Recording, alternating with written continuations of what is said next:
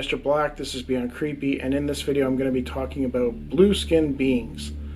And not the ones that were described by Strieber Communion, the little guys. I'm going to be talking about the ones that look like the Blue Man Group. In 2008, Mrs. Norrell Cable reached out to Rex Gilroy of the Australia-based Blue Mountains UFO Research Club with a story related to her by her great-grandfather. It involved an encounter he had had in his youth with non-human entities. He had related the story to her prior to his passing, and as such, Cable wanted to at least relay it to someone who might be able to keep a record of it. In 1900, Andy Dixon, the great-grandfather, who was part Aboriginal, was repairing a fence in a remote area in West Queensland. His afternoon of work was suddenly interrupted when he spotted something strange approaching across the flat countryside from the west. At the time, he had no idea what he was seeing, though later he would describe it as a, quote, big gray-colored flying machine. Andy was startled and found himself glued to the spot, watching in awe as the object moved to a high point directly over him, and then descended, enveloping him in a great circular hollow. His horse and a mule carrying his equipment instantly became spooked and tore off into the forest. As soon as the darkness appeared, it was replaced by a bright, silver light which appeared from above. Suddenly, a wide, tall door on the side of the encircling machine opened, and 3 figures appeared. From what he could tell, they were humanoid males, dressed in some attire. Andy did not elaborate on their style of dress, sadly, and they had blue skin. They stepped off the craft and led him to the door. Andy then found himself inside a circular room where several more of these blue-skinned men appeared and began to undress him. Andy was absolutely petrified with fear at this point. This was only compounded by the fact that he could not move. Andy noted that there were all kinds of weird, incomprehensible machines in this room. He was then strapped to a metal table where he was examined by the men using handheld objects. They eventually finished with their task and then moved off to another room, leaving Andy alone with a single blue-skinned male. This fellow assisted Andy, releasing him from the table. Andy quickly got dressed. Then the being took him into another room through a door that he opened merely by touching it with a finger. Nowadays, opening a door by pushing a button is fairly commonplace, especially in office buildings and apartments. But in 1900, it was almost unheard of. In fact, the first electronic elevator installation occurred only 11 years prior to the encounter, so Andy's fascination with it is understandable in hindsight. He was led into a room in which there was a wide, tall window. He peered out and realized that they were above the clouds.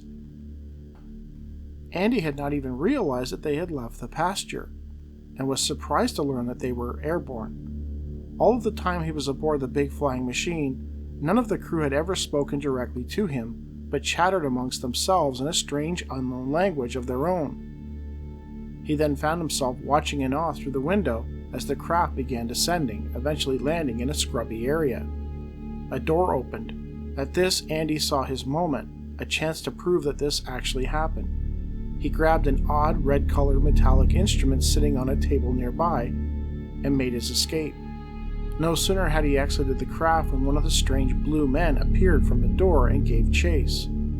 With nary any effort, he caught up to Andy, grabbing him and pulling the instrument out of his hand. He immediately turned around and retreated back to the craft, which then rose up above the trees and flew away as a frightened Andy watched on. This is one of those cases where the witness had attempted to retrieve something or take something from the ship that would help prove that his experience happened, but again, like in all the other cases, the being stopped him.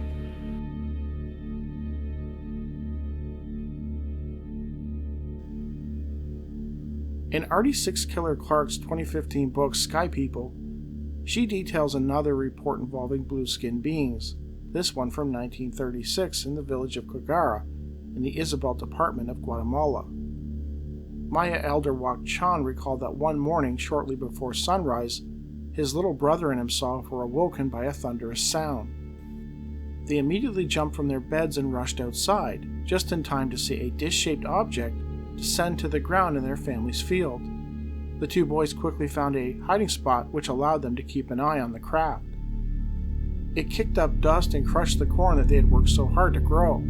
They wanted to go inside and notify their father, but he was short-tempered and rarely sober, so they knew waking him up would likely result in them receiving a beating. Instead, they sat there watching. Chan noted that the craft looked like a dish turned upside down. There were small lights around the outside showing a complete circle. It was so bright that it lit up the whole village. Chan began to wonder why nobody else was awake. Surely somebody must have heard the thunderous noise or taken notice of the lights. In those years they never saw lights as they did not have electricity. They went to bed when it got dark and woke up when the sun came up. Chan claims the craft landed and 4 men appeared out of nowhere. They walked very strangely in a robotic-like fashion. Then 2 more men appeared. One of them came very close to their hiding place. That's when they realized that these were not people. They were abnormally tall and their skin appeared to be blue. They watched in shock as the figures walked to the house across the field and walked right through the walls. They did not use the door. Even though his father forbid them from speaking to them, Chan and his brother knew the family that lived there. When the blue men disappeared through the wall, Chan and his brother became quite frightened. More than anything else they had seen, this seemed to confirm for them that something anomalous was happening, and they were frozen in fear, watching as the blue men emerged from the house with the parents and the 2 little girls that lived there. Chan remembered wanting to run over and stop them, but he realized that he was no match for men who had the power to walk through walls. Unable to do anything, Chan and his brother could only watch as these blue-skinned men led the family inside the craft. The lights from the object flashed on and lit up the landscape like noonday. It rose above the trees very slowly and shot off into the night like an arrow. Chan and his brother were petrified. They chose not to tell their father, but one of their childhood friend, Matteo, his father was more open to such things, and they told him of what they'd seen. The father, Hernando, decided to go over to the home. The 2 girls were in their fenced-in yard. He walked up and asked them if they had seen any giant blue men, to which they screamed and ran inside the home. The girl's father, a missionary, immediately came outside and warned Hernando to stay away from his daughters. It should be noted that these 2 girls were not allowed to play with any of the children in the village, and in turn most of the village children were forbidden from playing with them. The family lived there only a short time. The traditional village men had asked the family to leave, and they did. It is believed that their presence in the village had brought these sky people.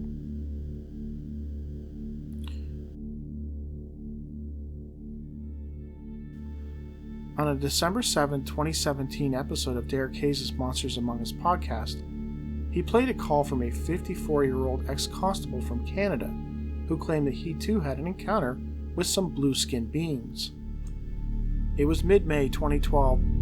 Tom was sitting on the veranda of his Toronto, Ontario home, taking in the evening air. It was around 9 p.m., a Sunday night.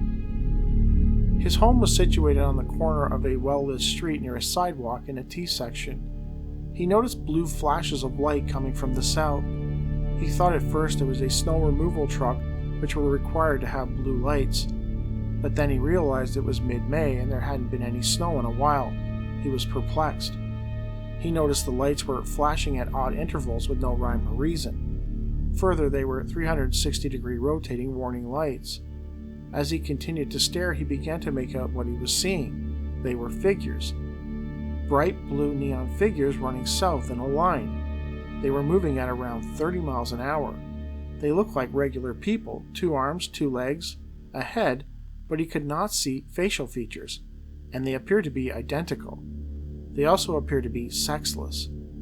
He could not determine if he was looking at men or women, just bright blue figures. Tom watched as these figures ran into the T-section and then seemingly vanished, like they were running into an invisible opening. After about a minute of watching, Tom's wife joined him and he attempted to point it out to her, but she could see nothing. After a while, she became frightened. Tom claims he watched them for about 5 to 7 minutes. They would appear 2 or 3 at a time in a line, all running into the T section and disappearing. After 7 or so minutes, Tom and his wife retreated into the house. Tom claims he had not consumed any alcohol the night he saw the men, and he has never seen them again. In Lon Strickler's Phantoms and Monsters, there is a report from a person named Adrapina, detailing their encounter with a blue-skinned being in the early 2000s. When I was about 9 years old, I was playing in the front sitting room, kind of far from the rest of the house, near the stairs, basically out of the way of everyone. I looked up, and this blue figure was sticking halfway through the wall.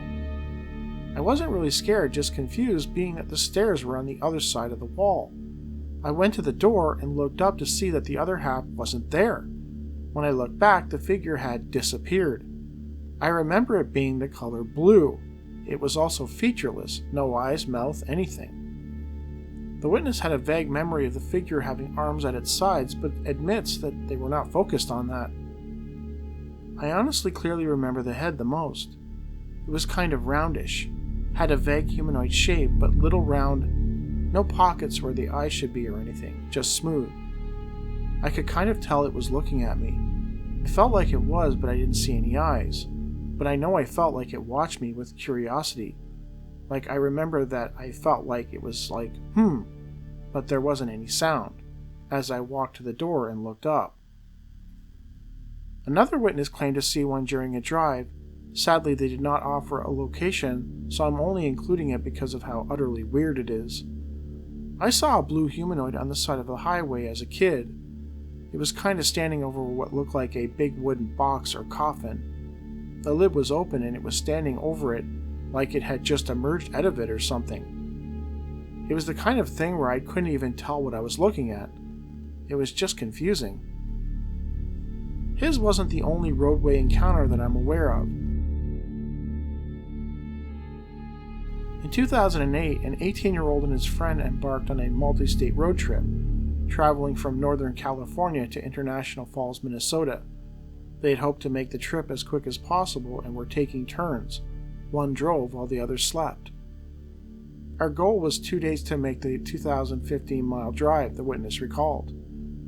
During the end of the second day, they had been driving for around 20 hours straight and had about 2 good hours left to go. We were in the middle of nowhere about 2 a.m. when we saw this bright blue light way off in the distance. They initially assumed that somebody had been pulled over, as the noticeably bright lights somewhat resembled the blue lights typical of most police cars. The light seemed impossibly far and took forever for us to come across. When we got to the light, it wasn't a car. There was a woman standing in the middle of a creek with some crazy bright blue light all around her. She was just standing there in the middle of nowhere in far northern Minnesota. It was the most bizarre thing I had ever seen. The light seemed to be emanating from her. The witness acknowledged that both he and his friend were, quote, freaked out by what they were seeing and quickly drove off. For reasons he could not explain, he and his friend never spoke a word about the sighting for the remainder of the trip, which is a little odd, all things considered. Most people who experience something bizarre will speak about it ad nauseum, if only to verify its reality. But for these two people, they opted not to talk about it. Eventually, the two friends lost contact. I messaged him about it a couple of years back because it had always stuck with me, and I wanted to make sure it wasn't a dream. Turns out he remembered the same thing and said he wished he forgot. So what exactly are these blue entities? Are they just another in a multitude of races visiting Earth, either from the vast reaches of space or another dimension? Or are they something else? One thing I know is that the paranormal landscape is populated with all types of big and small, hairy and smooth creatures with all varieties of eyes, ears, and skin tones. Sometimes they work together, sometimes alone. Some are friendly, some are not. They can be found in the oceans, in the forests, the sky above, operating in the shadows of our world. They can be frightening and sometimes even inspirational, from music to movies to comic books. They help us paint in color where skeptics would confine us to palettes of only black and white. As humans, we often look to mysteries, stories involving encounters, yes, even encounters with blue-skinned beings, in hopes of finding a better understanding of our purpose in this reality. If these creatures exist, then it forces us to confront the truth that our world isn't what we think it is, that we don't have all the answers, and that mysteries might still await us long after we've taken our last breath on this plane. For me, the mystery of the blue beings will remain just that, a mystery.